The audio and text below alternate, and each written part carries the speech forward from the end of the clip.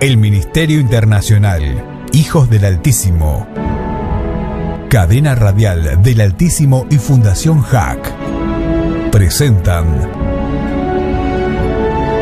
las maravillosas historias bíblicas junto al pastor y doctor Camus Blumetti Néstor.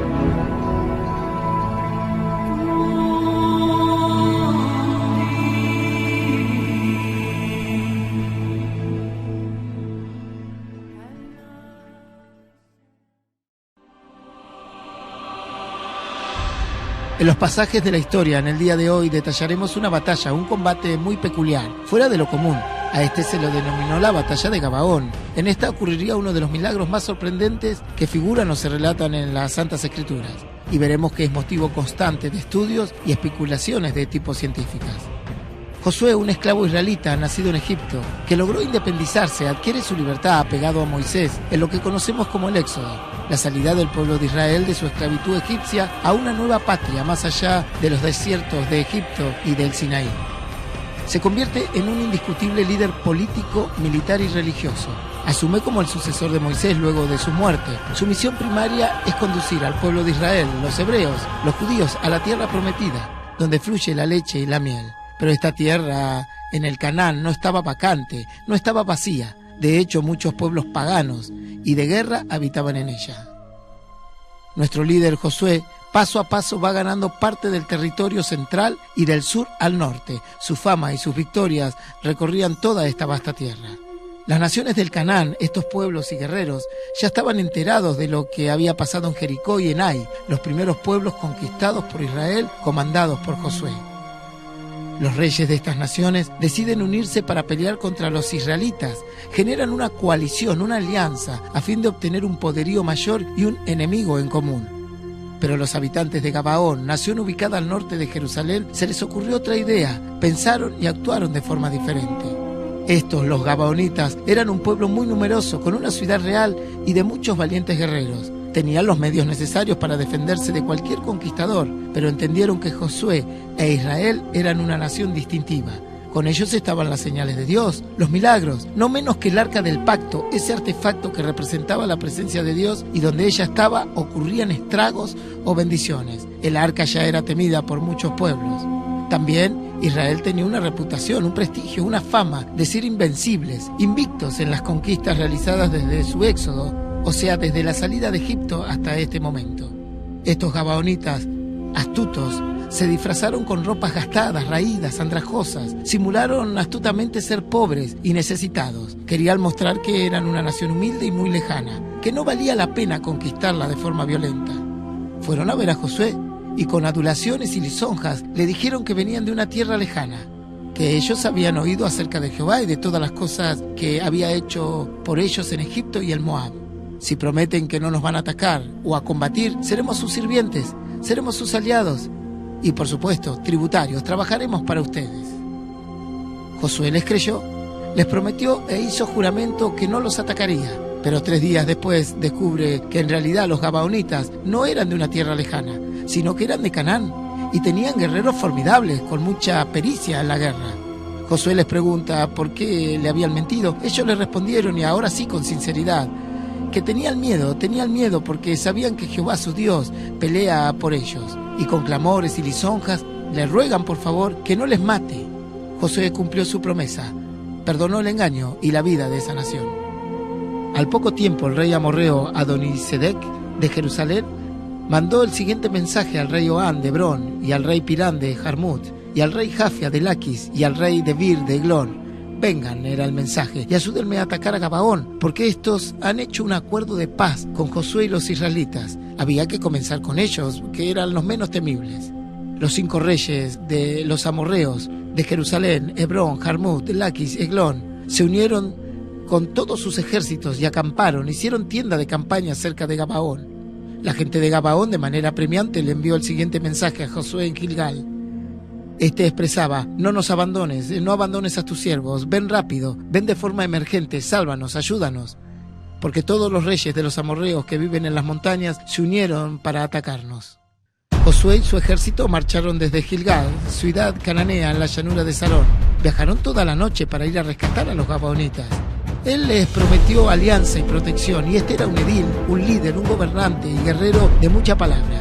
Les manda un mensajero que les anuncie que no tengan miedo, que él estaba llegando para darles la salvación y una victoria segura en este conflicto. Y de esta forma va a comenzar una de las batallas más asombrosas y épicas que se puedan mencionar en la historia de las guerras. En todas las épocas hay registros de combates sobresalientes, incluso con matices de tipos milagrosos. Por ejemplo, la Guerra de los 6 días en junio del año 1967 entre Israel y una coalición formada por la República Árabe Unida, Egipto para aquel entonces, junto con Jordania, Irak y Siria. En esta, Israel, en tan solo 6 días y por diferentes circunstancias, errores, malentendidos, situaciones extrañas y relatos milagrosos, Israel se alza con la victoria venciendo a todas estas naciones. Cuenta un relato que los soldados enemigos de Israel veían multitud de paracaidistas caer del cielo en la zona de conflicto. Luego Israel informó que no contaba con un cuerpo militar de paracaidistas, según refirieron sus enemigos, sus rivales. También debemos recordar la batalla de las Termópilas. Esta se desarrolló durante la Segunda Guerra Médica, en el año 480 a.C., donde una alianza de las polis griegas, lideradas por Esparta y Atenas, se unieron para detener la invasión del imperio persa de Jerjes I. El lapso de la batalla se extendió 7 días, siendo 3 días los de combate.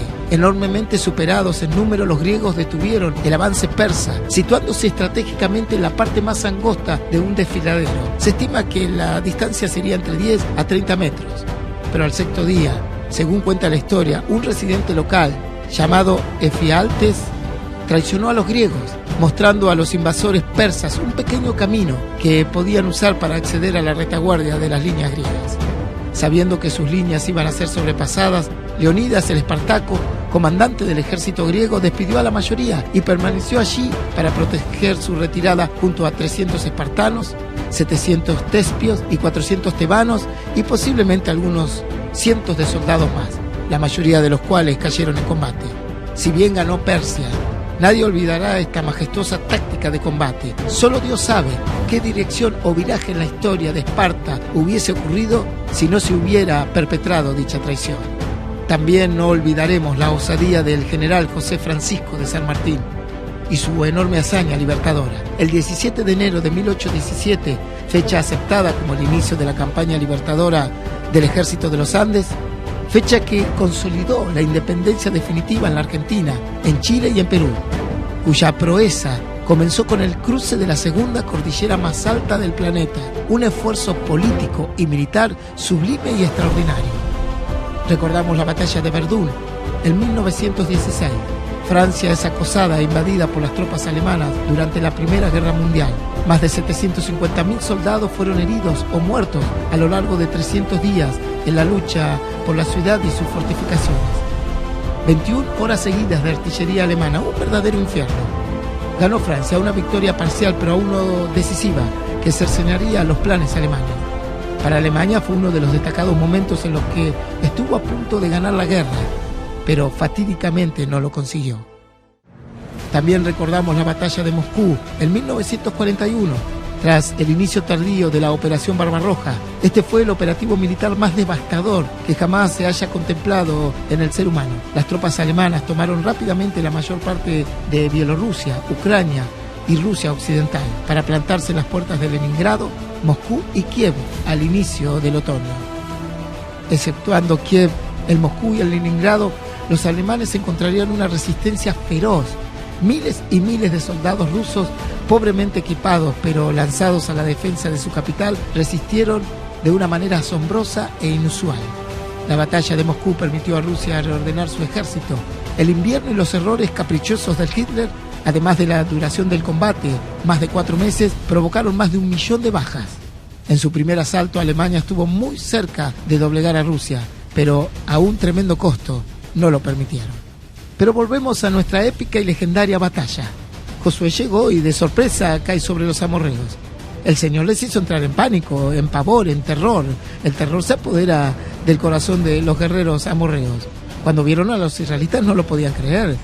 Estos comenzaron a producir bajas, comenzó una matanza inusual, causaron una gran derrota allí en Gabaón y los persiguieron, causando muertes por todo el camino que va hasta Betet y Jorón. Mientras huían de los israelitas, el Señor, aliado de Israel, arrojó sobre los amorreos grandes piedras de granizo por todo el camino, muriendo muchos más soldados. Se cree que murieron más por causa del granizo que por la espada de los israelitas. Josué necesitaba terminar la batalla. Tenía que ser en ese día. La noche u otro día podían empañar, ensombrecer la victoria.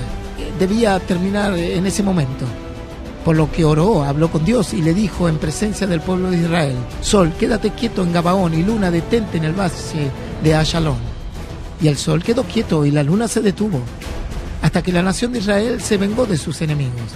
¿No está esto escrito en el libro de Jaser? El sol se detuvo en el medio del cielo y se demoró en ocultarse como un día.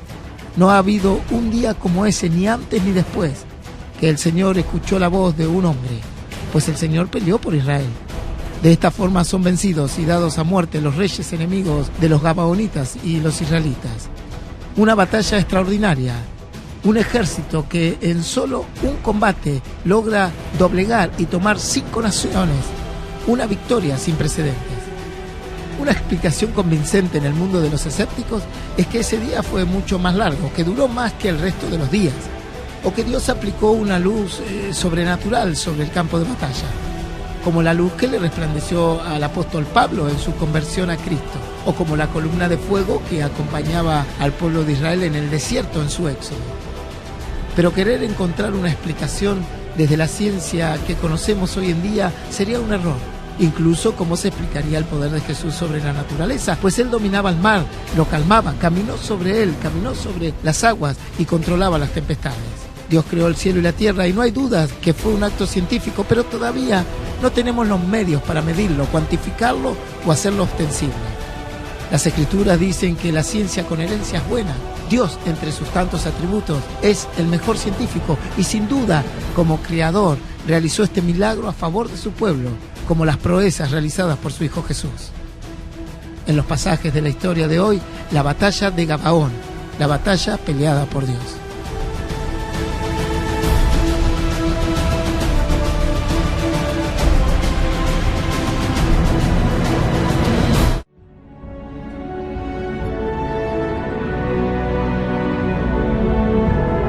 Presentó este programa